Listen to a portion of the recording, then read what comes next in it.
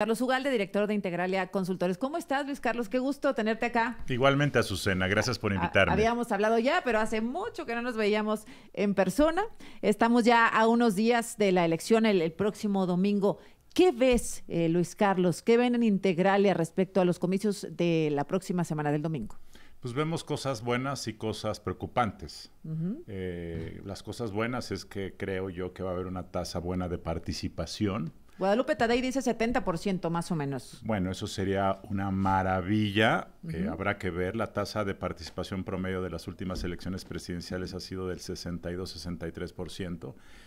Pero cuando analizas la respuesta de los ciudadanos de clases medias, urbanas, a la invitación para ser funcionarios de casilla, ha sido mayor que en ocasiones anteriores. Y ese puede ser una señal de que a lo mejor la gente está más interesada en participar. ¿Qué porcentaje te atreverías a proyectar más o menos?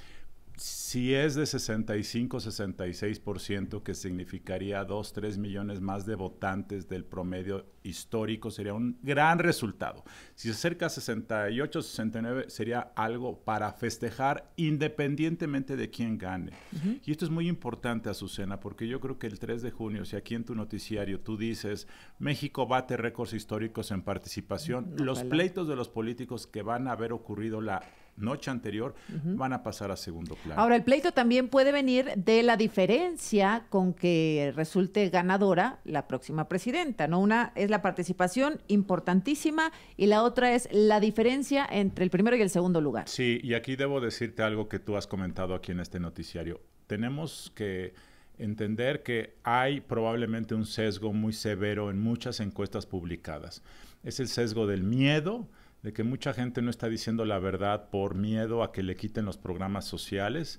Está el miedo de la secrecía que en algunas regiones impone el crimen organizado. No es mayoritaria en el país, pero en algunas zonas hay una cultura de no decir lo que piensas.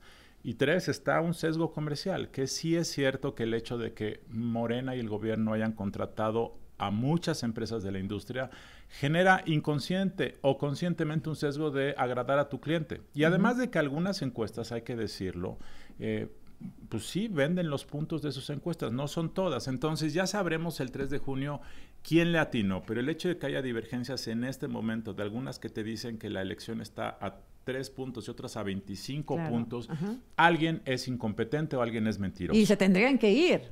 O sea, con un poquito de dignidad y de intentar seguir manteniendo el prestigio de algunas encuestadoras, se tendrían que ir los que fallen. El tema nada más es que esto ha ocurrido ya en varias ocasiones en los últimos 10 años y algunas no se van y se quedan y como en ocasiones muchas encuestas son propaganda, entonces ya no importa que seas preciso, lo importante es que tu marca sea usada por algunos partidos para hacer propaganda política. Pero creo que importa que les pidamos cuentas. Es muy Luis importante Carlos, que severamente se les cuestione a aquellas que están en los límites de alguien está mintiendo. Ahora, sí es cierto que hay un fenómeno nuevo.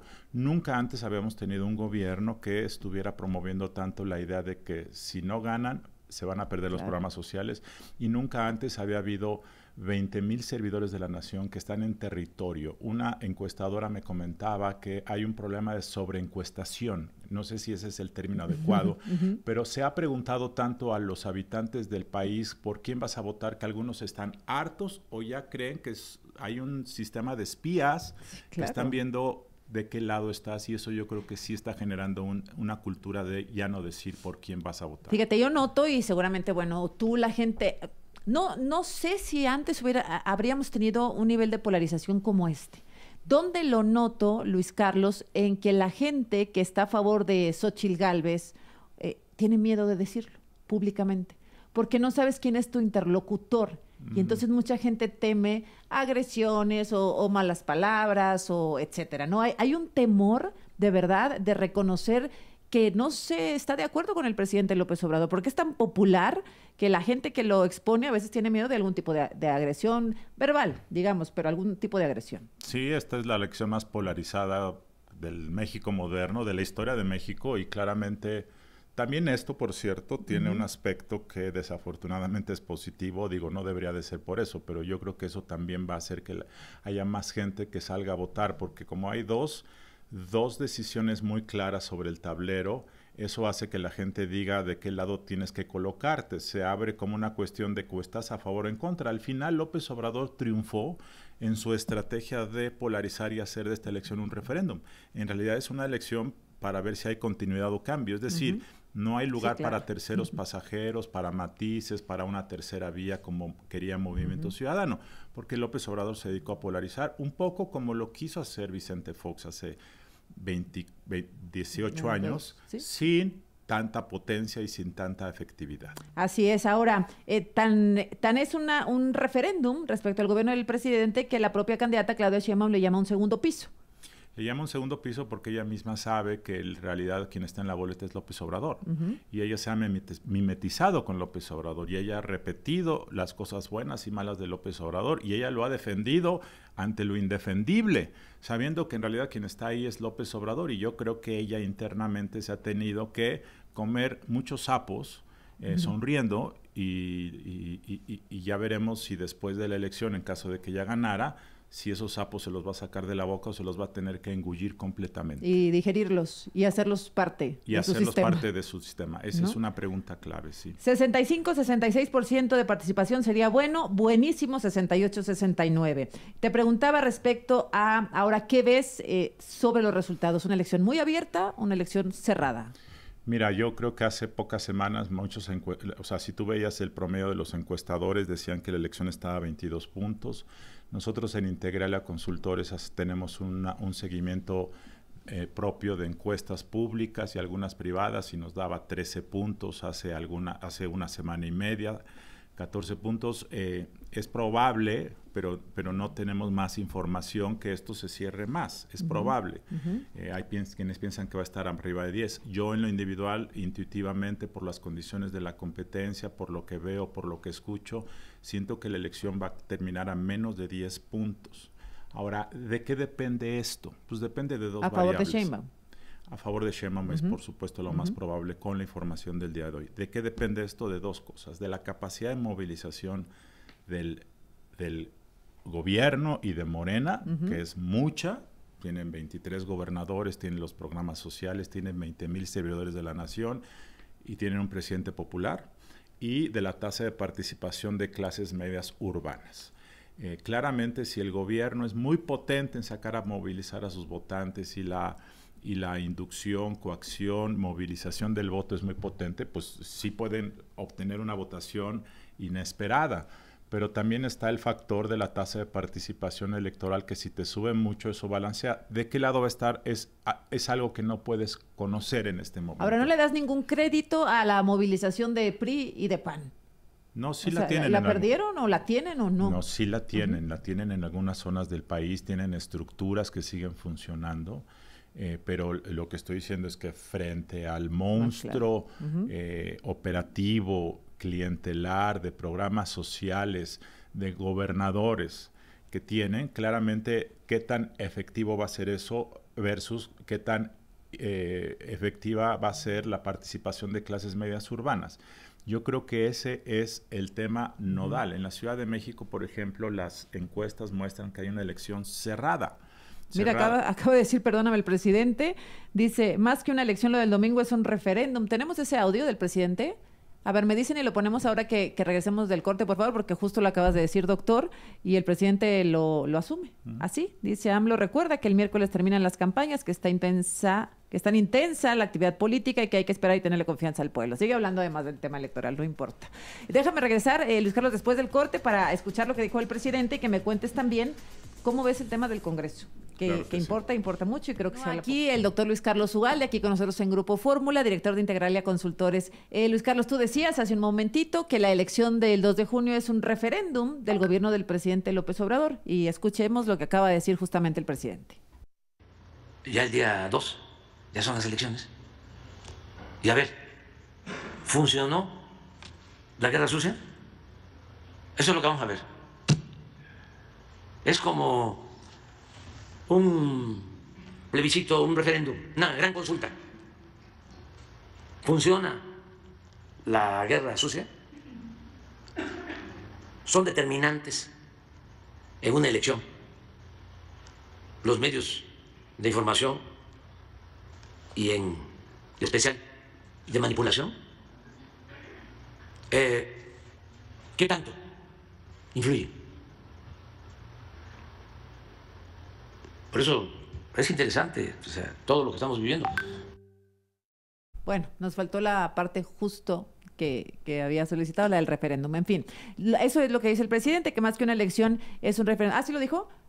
Bueno, yo no escuché. ¿Tú, doctor? Bueno, no importa. Quiero nada más decirte, este intervencionismo del presidente más otras cosas van a hacer de esta elección la elección más inequitativa de la historia de México. AMLO 2006 solicitaría la anulación de AMLO 2024, de esta elección. Si AMLO 2006 usara los mismos argumentos que en aquella época, estaría solicitando que se anulara esta elección. Lo dejo sobre la mesa porque López Obrador ha dicho que va a haber un fraude. Sheinbaum también lo ha dicho, pero quien está propiciando que después de la elección pueda haber algún recurso de impugnación es López Obrador. ¿Crees que cristalizaría?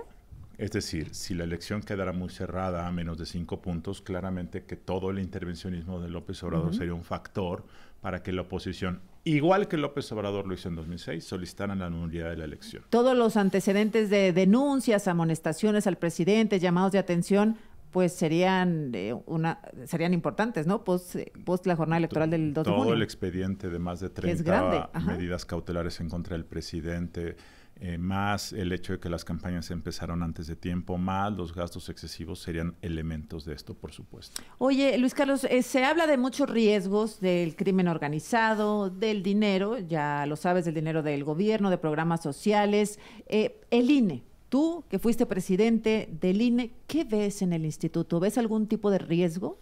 Mira, yo veo con mucha preocupación el divisionismo que hay al seno del Consejo General, la falta de diálogo interno entre los consejeros, la falta de una planeación adecuada en algunos temas. Y esto puede llevar, y ojalá no, y yo creo que al final el INE va a dar un buen resultado, porque quien hace esto es la estructura del instituto en todo el país, pero hay algunas preocupaciones, por ejemplo, sobre la capacitación electoral.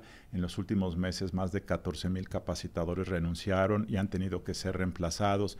Y eso podría llevar a que haya errores en la contabilidad de los votos el día de la elección, a que algunas casillas abran fuera de tiempo. Puede haber algunos errores en el manejo del PREP. Hay consejeros que han advertido que el PREP se cambió de proveedor, que la planeación ha sido errónea, y esto también puede generar alguna preocupación el PREP. En fin, esos son 2 o 3 de los detalles. Hay también algunas preocupaciones de el traslado y la custodia de los paquetes. Siempre la hay, pero esto es algo que hay que tener en mente. Yo creo que los resultados del INE van a ser buenos, pero ojo con esto. Uy, bueno, pero el INE anda preocupado por otras cosas, Luis. ¿Por qué cosas? Está prohibiendo que algunos voceros de diversos partidos políticos, en este caso de Morena, se presenten a las mesas de debate. Fíjate, aquí el senador César Cravioto ha participado durante muchas semanas en una mesa de debate preelectoral y ahora el INE dice que no.